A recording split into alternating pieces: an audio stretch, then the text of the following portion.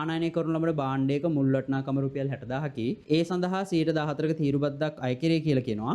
තීරුබද්ද ගෙවීමෙන් පසු භාණ්ඩයේ වටිනාකම කීයද කියලා අහනවා. තීරුබදු කියන මාතෘකාවෙන් තමයි මේ ගැටලුව ඇවිල්ලා තියෙන්නේ. ඒතකොට තීරුබද්දක් කියන්නේ මොකද්ද ළමයි? පිටරටෙන් මොනවා හරි දෙයක් ගේනකොට ඒක මත රජය විසින් අය කරන බද්දට තීරුබද්ද කියනවා. එතකොට 100ට නම් 14ක බද්දක් තමයි මෙයාලා මේ අය කරන්නේ. 100ට 14යි. ඒ කියන්නේ රුපියල් 100ක වටිනාකමින් තියෙන මොනවා හරි දෙයක් ගෙනාවොත් අපි පිටරටෙන් ඒකට රුපියල් 14ක බද්දක් අය කරනවා. හරිද? ඒක තමයි 114 කියන එකේ තේරුම. හැබැයි අපි කියන්නේ රුපියල් 100ක දෙයක්ද?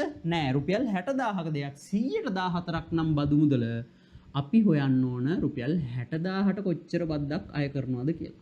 එහෙමනම් මෙතන සුළු කිරීමේදී බින්දුවකට බින්දුවක් කැපෙනවා. එතකොට අපිට 600 ගුණ කිරීම 14ක් කියලා එනවා. කටවැඩ ගොලේක ඕක ගුණ කරගන්න පුළුවන් අපිට 4.0.0යි 4.0.0යි 4.24යි බින්දුවක් දාගත්තා 1.0.0 1.0.0 එකතු කරාම අපිට 0.0යි 4යි 8යි කියලෙනවා.